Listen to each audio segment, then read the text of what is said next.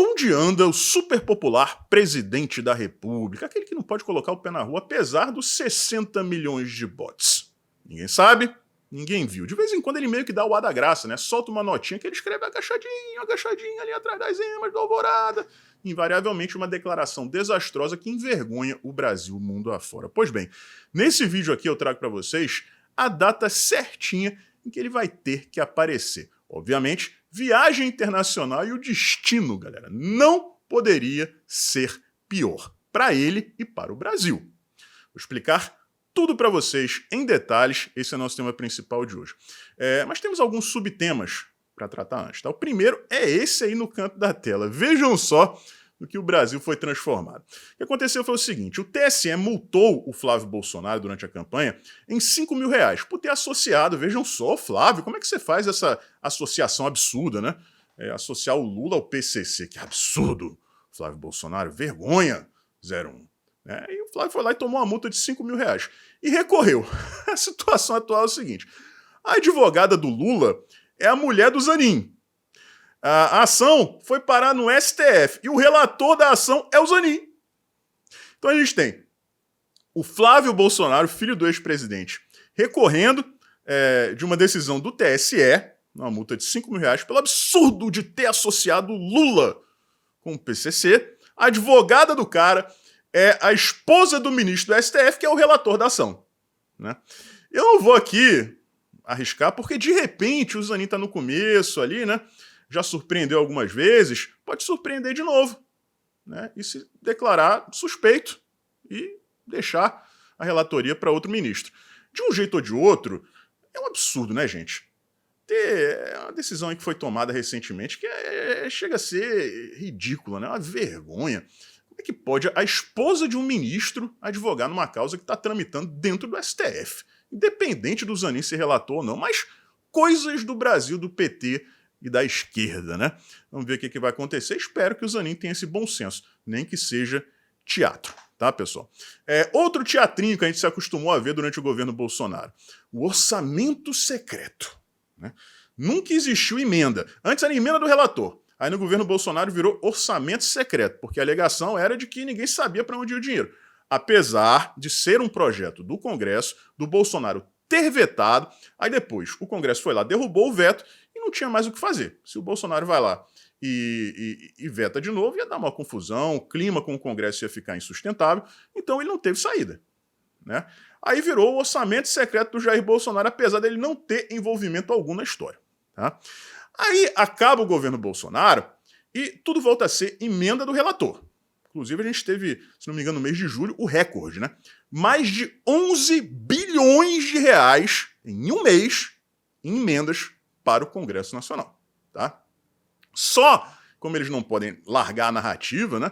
Tem que continuar falando mal do Bolsonaro, o orçamento secreto ainda existe. É o espólio do orçamento secreto, é o que sobrou do dinheiro do orçamento secreto. E é aí que vem a manobra da imprensa, né? É o seguinte, galera. Os parlamentares, né, que estão lá, que não tem nada a ver com a nossa oposição, resolveram tornar a tarefa de rastrear os recursos do orçamento secreto mais difícil ainda. E agora eles estão conseguindo colocar a culpa no Bolsonaro. Vejam só a situação. O Congresso cria as emendas, o Bolsonaro veta, o Congresso derruba o veto do Bolsonaro, usa o orçamento, que é controlado pelo presidente da Câmara dos Deputados, no caso, o Arthur Lira, né? Isso eu tô falando do governo Bolsonaro ainda, tá? Ou seja, ele não tinha controle nenhum sobre nada, ele não criou, foi obrigado a aprovar depois de vetar, não tem controle sobre os valores, mas era o orçamento secreto do Bolsonaro. Acabou o governo Bolsonaro, o Lula distribui emenda como se não houvesse amanhã, né? Bilhões e bilhões de reais em emendas. Aí agora ressuscitaram o orçamento secreto como espólio e voltaram a colocar a culpa no Jair Bolsonaro. É uma paixão, galera, mas é um amor que eu nunca vi na minha vida. Né? É um ex que ninguém consegue superar. O Estadão, vira o disco. Vira o disco.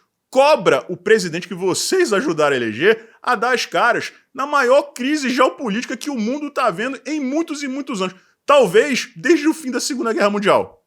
Ah, não, vamos falar do orçamento secreto que nunca foi do Bolsonaro, muito mais agora, muito menos agora, que ele não é mais presidente, né, galera? Antes da gente chegar aqui ao tema principal, que vai incluir o Lula, né, como personagem principal do tema principal, recentemente o Felipe Neto disse que tinha perdido todos os seus patrocínios por conta dos bolsonaristas, né? E que estava pensando em se afastar do Twitter, né, do YouTube. Vamos destrinchar isso aqui, pessoal, porque é o seguinte, o Twitter se tornou território inóspito para a esquerda, porque agora eles não têm mais as agências de xerecagem, né, para ficar avalizando, né, o que eles falam e dizendo que é fake news o que a direita fala. As notas da comunidade são escritas por pessoas credenciadas dentro da plataforma depois de passarem por uma triagem ali muito, muito rígida. Tá? E aí, o que acontece? Quando alguém vai lá e escreve alguma coisa que é mentira, a pessoa vai lá, escreve a nota e tem que colocar embaixo, de preferência, né, para a nota que a pessoa escreveu ser aprovada, fontes fidedignas. Né? Apresentar um contexto e assim, finalmente, de uma maneira imparcial, as mentiras estão caindo. Felipe Neto, gente, ele foi checado, assim, sem sacanagem, em um mês, 5 vezes. Aí no segundo mês foram quase 10. E aí ele ficou sem jeito, ele não podia mais mentir, ele não tinha mais procuração para mentir. Né? Aí disse, não, vou me afastar do Twitter, que virou um ambiente muito ruim, né? Infestado de bolsonaristas. Não, nós sempre fomos a maioria, só que agora a gente prova quando alguém mente. Né? A gente tem este poder. E ele disse que perdeu os patrocínios por conta dos bolsonaristas. Né? Só que agora, pessoal, ele apareceu de jatinho, viajando para participar de um podcast, e anunciou que está sendo patrocinado pelo chocolate Bis da Lacta. Eu vou falar aqui o meu posicionamento em relação a isso. Qualquer empresa que patrocine o Felipe Neto não vê a cor do meu dinheiro.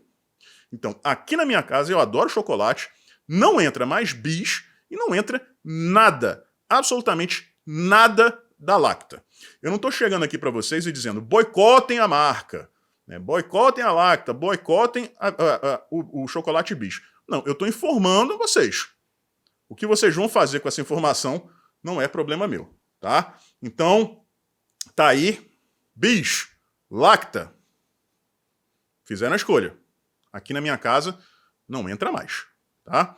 Chegamos então ao nosso tema principal de hoje, pessoal. Vamos falar dessa questão dos ataques terroristas, do Hamas contra Israel, porque as coisas continuam se desenvolvendo. Primeiro, vejam aí mais uma comprovação de que vão tentar de todo jeito colocar a culpa, né, na mulher estuprada. É a mesma coisa que a esquerda adora dizer, não, você não pode colocar a culpa na mulher porque ela está de vestido curto. Não é assim que eles falam? Né? A culpa não pode ser da mulher porque ela está vestida de maneira sexy. Né? Eles estão conseguindo colocar a culpa de ataques terroristas no governante do país atacado. Porque ele supostamente seria de extrema direita. É como a gente vem falando aqui, pessoal.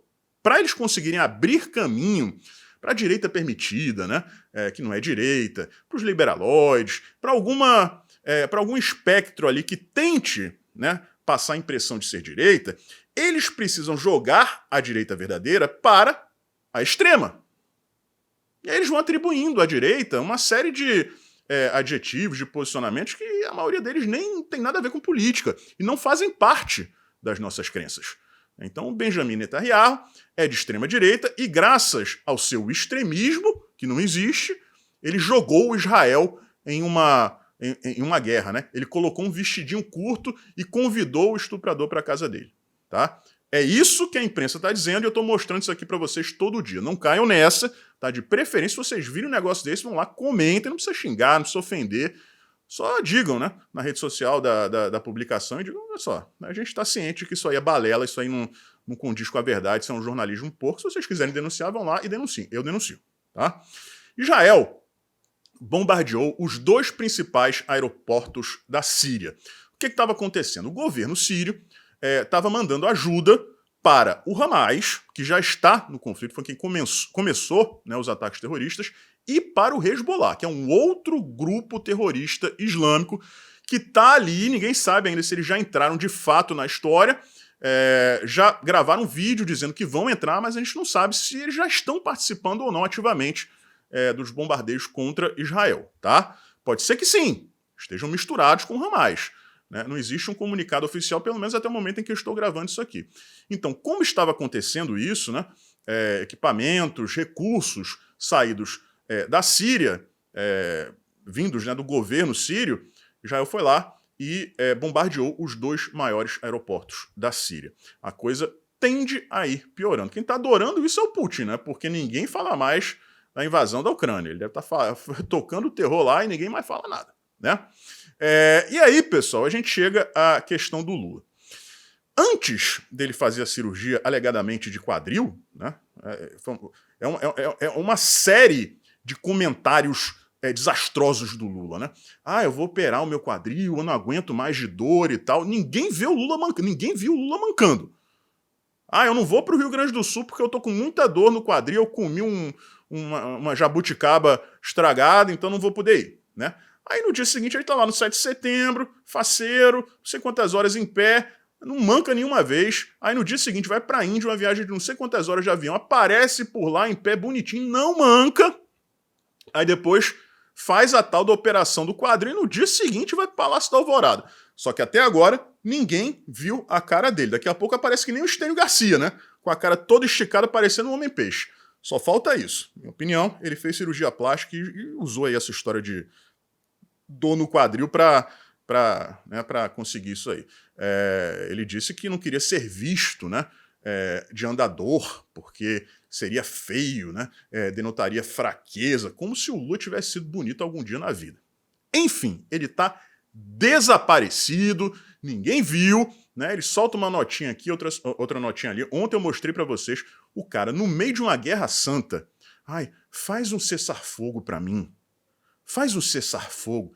É demagogia, é oportunismo, é utopia, se ele tiver agido de boa fé, né? Para mim é oportunismo e demagogia, tá? Porque ninguém vai fazer cessar-fogo para ninguém no meio dessa guerra, ainda mais o pedido partindo de uma figura insignificante que nem o Lula. É como você sentar na urtiga e pedir para a urtiga não arder, né? Ou então você chegar para Globo News ou para CNN, faz jornalismo sério, por favor aí, né, ô CNN? Faz jornalismo sério aí, ô Globo News. Não dá, gente, é você pedir à toa. Né? Mas ele pede, porque ele quer passar a imagem de bom samaritano. A primeira viagem do Lula, né, que provavelmente vai ser a primeira aparição dele oficial desde a cirurgia, é para os Emirados Árabes. Agora, no mês de novembro, pessoal. Só que a situação não é tão simples assim, não é tão simplória assim. Pô, está acontecendo esse ataque terrorista contra Israel, da parte de um grupo terrorista islâmico. Os Emirados Árabes, obviamente, são um país muçulmano, né, e vai pegar muito mal para o Lula. A coisa é muito mais complexa, porque os Emirados Árabes são os principais aliados de Israel no mundo árabe. Foi o primeiro país, a primeira nação a fechar, a iniciar os diálogos e fechar um acordo com Israel. Tá? Então, o Lula vai estar ali meio que no mato sem cachorro. Ele vai para um país árabe, tá? Que, desde o início desses ataques, é um dos poucos que não se manifestou em favor da Palestina, muito menos do Hamas. O Lula tem que estar preparado para ser cobrado por todos os lados. Por quê? Existe uma grande parcela da sociedade de lá que, obviamente, é a favor da Palestina, né? É a favor dos ataques, pelo menos são os que se manifestam publicamente desse sentido. Tá? Agora, o governo está se equilibrando ali na corda bamba.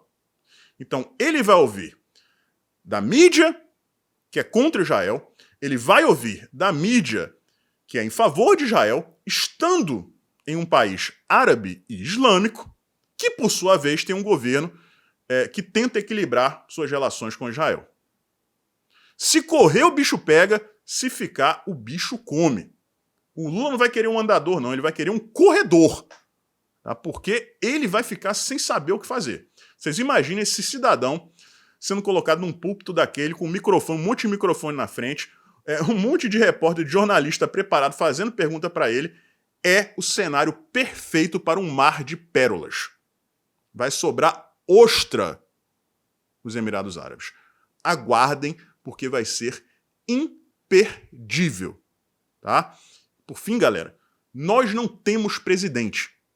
O Brasil hoje não tem presidente da República. O cargo está vago. O presidente sumiu, se escondeu em meio à maior crise geopolítica dos últimos 30, 40 anos.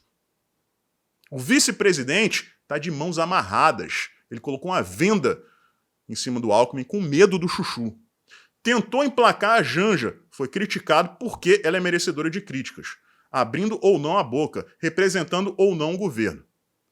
Então, nós estamos com um vácuo de poder no Brasil.